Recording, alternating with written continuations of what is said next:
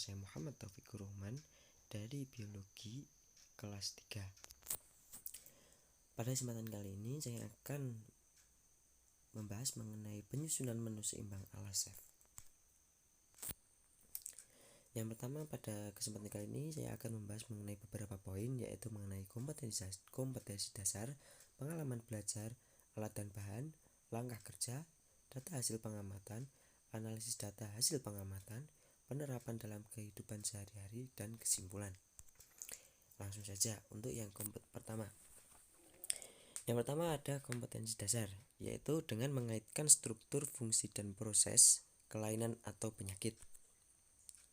Yang selanjutnya yaitu pengalaman belajar, yaitu dengan menyusun menu seimbang bagi orang sehat. Alat bahan pada pembahasan kali ini yaitu dengan alat tulis, tabel kecukupan gizi, dan tabel kandungan gizi dalam makanan. Yang selanjutnya yaitu ada langkah kerja. Nah, langkah kerja pada kesempatan kali ini yaitu dengan mempelajari cara menyusun menu seimbang, sehat, dan cara menghitung kebutuhan energi yang harus terpenuhi dalam satu hari. Untuk pembahasan yang kelima ada data hasil pengamatan. Nah, berikut ini adalah tabel-tabel mengenai kandungan dari penyusunan menu seimbang.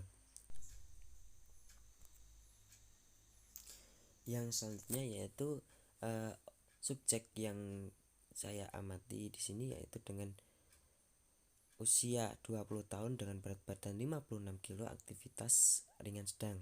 Nah, untuk menu yang saya susun yaitu dengan nasi putih untuk sarapan, telur dadar, tumis buncis, buah anggur, dan susu. Sedangkan untuk makan siang yaitu dengan nasi, jus jeruk, ikan, tumis kangkung, dan perkedel kentang. Untuk makan malamnya yaitu dengan nasi goreng, tempe goreng, sayur lalapan, dan pisang. Untuk yang selanjutnya yaitu analisis data hasil pengamatan. Nah, di sini kami disajikan oleh beberapa pertanyaan, yaitu untuk pertanyaan yang pertama, berapakah kalori yang diperlukan oleh tubuh setiap harinya? Kecukupan energi yang diperlukan untuk kegiatan sehari-hari dan proses metabolisme tubuh. Cara sederhana untuk mengetahui kecukupan gizi dan energi dapat dilihat dari berat badannya. Pada remaja perempuan usia 10-12 tahun, kebutuhan energinya sebesar 50-60 kcal atau per kilogram. Sedangkan untuk usia 13-18 tahun sebesar 40-50 kcal. Pada remaja laki-laki usia 10-12 tahun, kebutuhan energinya sebesar 55-60 kcal.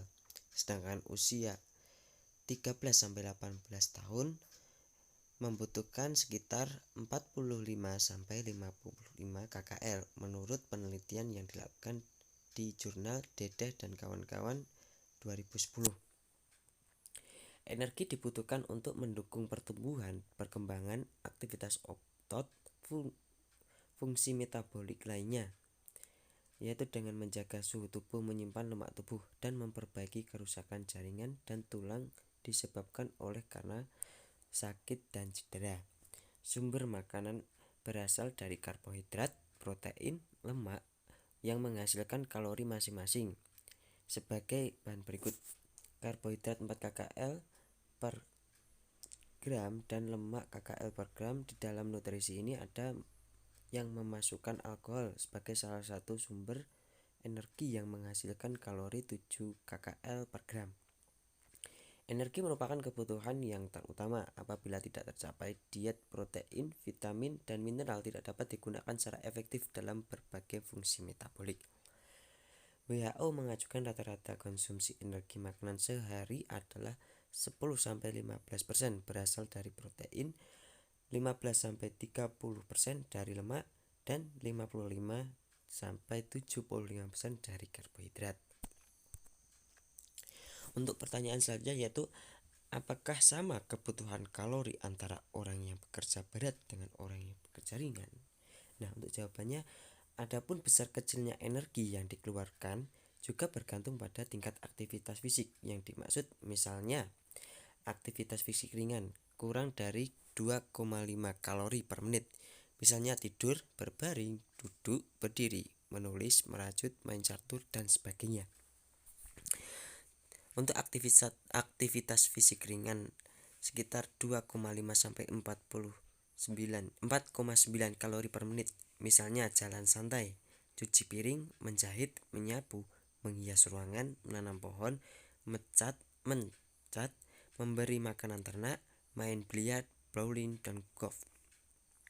Untuk aktivitas fisik yang sedang itu membutuhkan sekitar 5,0 sampai 7,4 kalori per menit.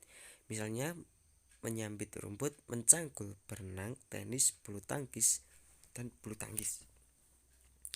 Untuk aktivitas berat itu sekitar membutuhkan 7,5 sampai 9,5 kalori per menit. Misalnya menggergaji pohon, berlari, sepak bola, mencakul sawah. Untuk aktivitas yang berat sekali itu membutuhkan lebih dari 10 kalori per menit. Misalnya menarik becak dengan penumpang, mendaki gunung, bertinju, dan sebagainya. Yang selanjutnya yaitu mengapa setiap orang perlu mengkonsumsi makanan yang seimbang. Nah, untuk jawabannya yaitu gizi merupakan hal yang menjadi perhatian penting dalam menjaga sistem kekebalan tubuh. Gizi yang terpenuhi dengan baik diperlukan agar sel berfungsi optimal. Sistem kekebalan yang diaktifkan dalam hal ini bisa menjadi semakin tinggi asupan energi selama periode infeksi, dengan pengeluaran energi basal yang semakin besar. Sistem imun atau sistem kekebalan tubuh adalah kondisi seseorang untuk bisa menolak penyakit tertentu, terutama untuk melalui pencegahan, pengembangan mikroorganisme patogen, atau dengan menangkal efek produknya. Sistem imun terdiri atas dua, yaitu innate imun dan adaptif imun. Innate imun itu merupakan sistem pertahanan awal atau first defense, tidak fleksibel yang terdiri dari hambatan fisik, faktor yang terlarut, dan fagositosis. Selain itu diketahui juga menurut Ashima Surato, secara umum fungsi zat makanan adalah sebagai berikut. Yang pertama, memberi bahan untuk membangun tubuh dan memelihara serta memperbaiki bagian-bagian tubuh yang hilang dan rusak. Yang kedua, memberi kekuatan atau tenaga sehingga kita dapat bergerak dan bekerja. Yang ketiga, memberi bahan untuk mengatur proses-proses dalam tubuh. Yang keempat, yaitu membangun dan memelihara tubuh. Menurut Mulyani 2020. Yang selanjutnya, apakah yang harus dilakukan jika menu yang kita makan setiap harinya melebihi dari menu makan yang dianjurkan?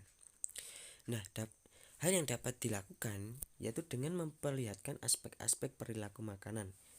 Biasanya itu meliputi mengenai keteraturan makanan, seperti memperlihat waktu makan pagi, siang, dan malam. Yang satunya kebiasaan makan. Kebiasaan makan dalam hal ini dapat dilihat dari beberapa hal, di antaranya dari cara makan, tempat makan, dan beberapa aktivitas yang dilakukan ketika makan. Dilihat dari cara makan seperti duduk, berdiri, atau sambil berbaring ketika makan. Lalu ada alasan makan.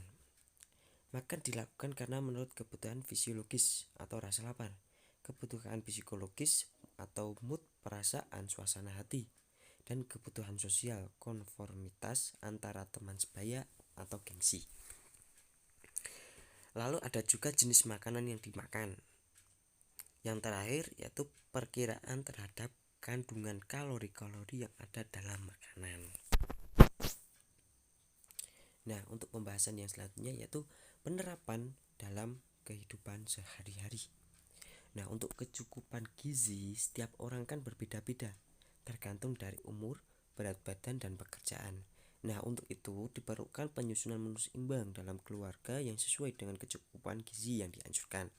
Makanan yang bergizi tidak harus mahal, sehingga setiap keluarga dapat menyesuaikan menu-menu sehari-hari dengan biaya hidupnya meskipun terbatas. Nah, untuk yang pembahasan terakhir yaitu kesimpulan. Berdasarkan menu seimbang yang telah disusun, dapat disimpulkan bahwa gizi merupakan suatu zat yang terdapat dalam makanan yang mengandung karbohidrat, lemak, protein, vitamin, dan mineral yang penting bagi manusia untuk pertumbuhan dan perkembangan. Selain itu, memelihara proses tubuh dan sebagai penyedia energi untuk melakukan aktivitas sehari-hari. Dengan demikian, berdasarkan aktivitas yang berbeda-beda dari antar individu, disertai faktor-faktor lain seperti usia, berat badan, dan faktor-faktor lain, maka setiap orang memiliki kebutuhan kalori yang berbeda pula. Sehubungan dengan hal tersebut, maka dapat disimpulkan untuk mendapatkan kualitas gizi yang baik, makanan yang kita konsumsi setiap hari harus mengandung zat-zat gizi. Misalnya di Indonesia telah lama masyarakatnya dianjurkan untuk mengkonsumsi makanan dengan slogan 4 sehat 5 sempurna, yaitu nasi, sayur, lemak, buah, dan susu. Sehingga diharapkan dengan mengkonsumsi makanan yang mengandung zat-zat gizi akan membantu dalam pertumbuhan dan perkembangan fisik serta energi yang cukup berguna untuk melaksanakan kegiatan sehari-hari. Nah, demikian tadi adalah pemaparan mengenai hasil mini riset yang telah saya lakukan. Nah, mungkin sekian dari saya, kurang lebihnya saya mohon maaf. Wallahul muwaffiq ila aqwamit thoriq. Assalamualaikum warahmatullahi wabarakatuh.